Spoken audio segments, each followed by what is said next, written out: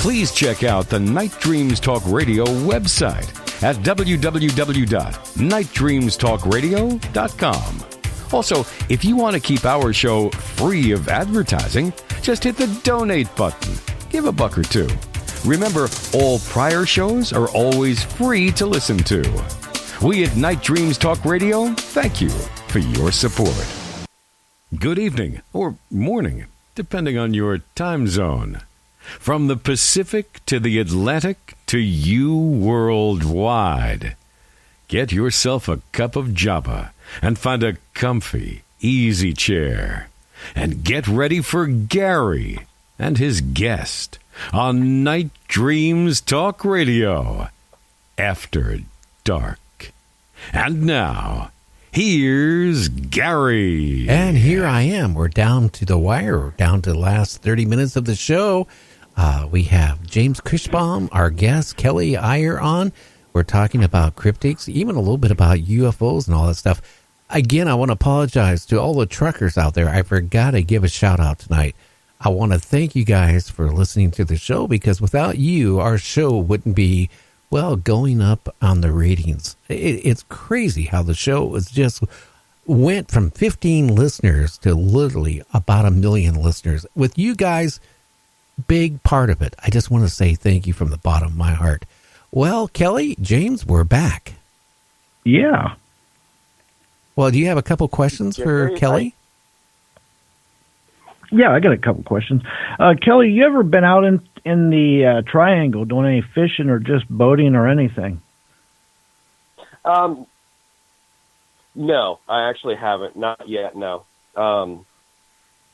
My wife's been trying to get on me so we can go take a cruise out of Fort Lauderdale, but no, I haven't not been to the Triangle.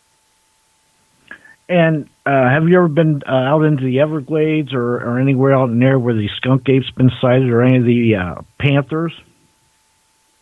I've driven through it, yeah, because as I was going to mention, Gary didn't say anything about the truck drivers, and that's actually my daily job as a truck driver. Uh-huh. Well, you better start listening to the show. All right, I'm going to have the guy, one of the guys. Good. Also, I was going to say, also down there, there's been some sightings of a what they call like big birds. I don't know if they want to call them thunderbirds or anything like that. I don't know if you've had any reports or heard anything about in your area or not either. I think a lot of those are mistaken with the sandhill cranes, because if you've ever stood next to a sandhill crane, which I don't suggest you do, they're not as mean as those expat Canadian geese that don't seem to want to go home, but sandhill cranes are massive. They are literally, they're about like 5.5 feet tall from the head to the ground. Yeah, I've seen them. I agree with you. And, you know, even Gary, and we've been talking several times, we say a lot of these Mothman sightings, you know, they could be misidentification, especially with the magnetic field being off kilter like it is. These birds are they're not doing their normal routine migrational patterns. So they're ending up in areas of the country where people are seeing them and they don't know where they are. And especially if you see them at night with the right darkness and lighting, you could think that, you know, hey, maybe that's a Mothman, it's a winged humanoid. You know, some people, they don't know. Now, I've seen some of these things. I've seen some big owls. I've seen these harpy eagles, and people say, well, they're not native to here, even them fox bats. But, you know, neither are pythons, but now they're a living, breathing, regular animal in Florida. So I agree with you on that. So what other legend and lore of cryptids is in your area? Well, I mean, I'll get to that in a second. I was just what you were saying about the magnetic being off kilter.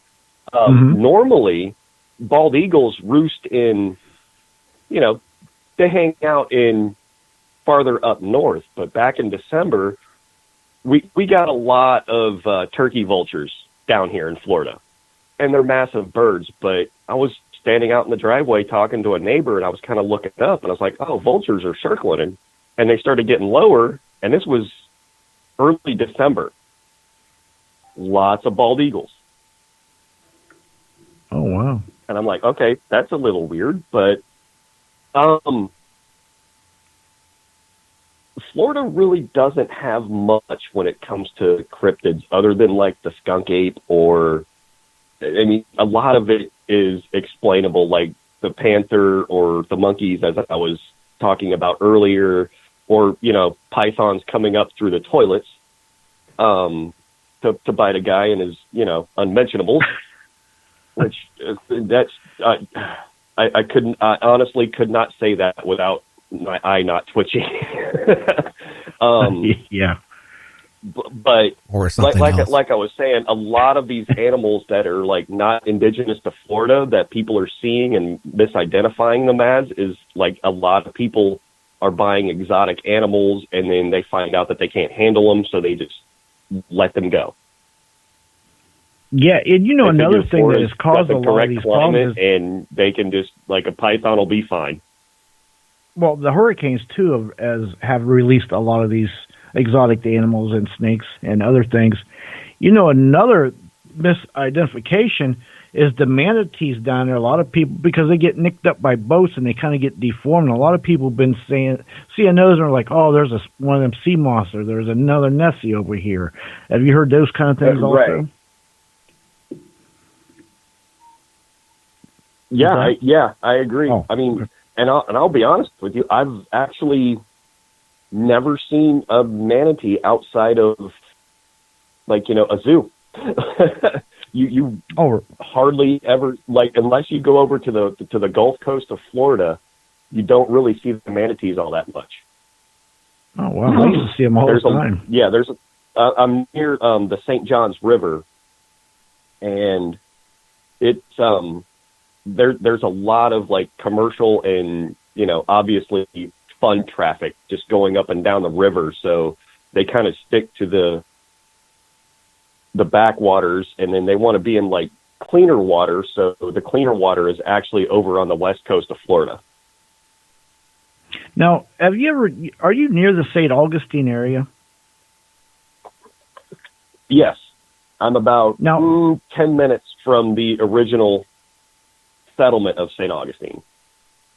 Now, have you ever been to the lighthouse? Because that is reported to, well, it's the oldest lighthouse. It's reported to be one of the most haunted places in the country. Yeah.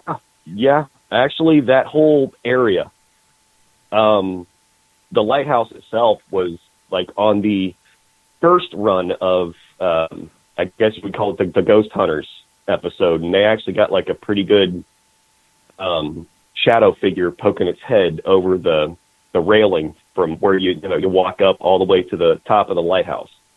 But I mean, there's pictures and stories, like I was telling Gary earlier. There is, like, you can go talk to somebody who is just there to talk to you about the history of the area, and you won't even have to bring it up, and they'll just kind of, like, lean in, look at you, and give you that little nugget of a paranormal story.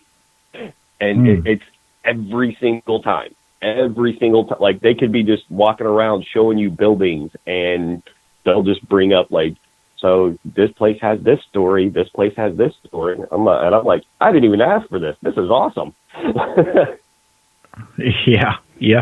And there has been some reports of black-eyed children down there. I know there was one report that came in, two couples. They went out to, they was going to a movie, and they were just sitting in a parking lot, and they seen, again, young teenagers, and, you know, they thought, well, maybe they're going to rob us or whatever, because they was about 20, 30 yards away, and the one driver said, no, we're getting out of here. I'm not going to take no chances.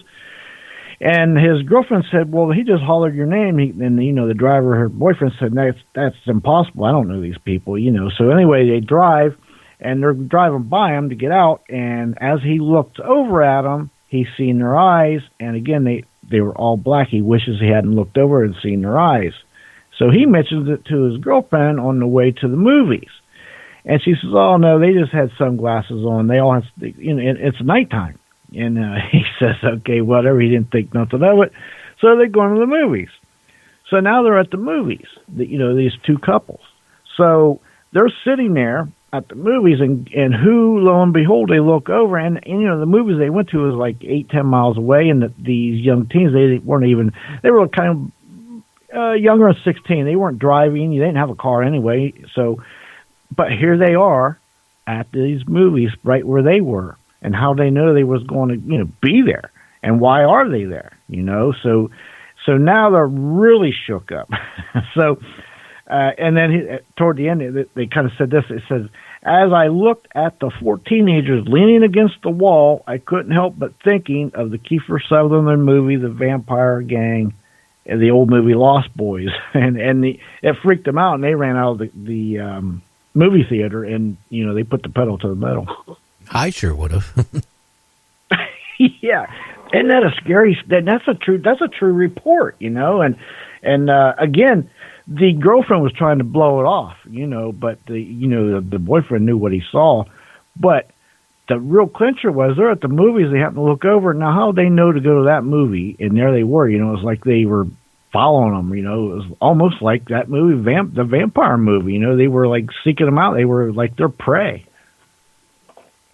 Yeah, I find it kind of interesting that it's like a lot of the vampire pop culture has kind of like wormed its way into the whole Black Eyed Kids thing.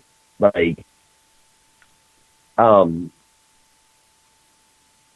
where there's like a lot of examples where it's like, they can't enter your personal space unless you allow them, or, excuse me,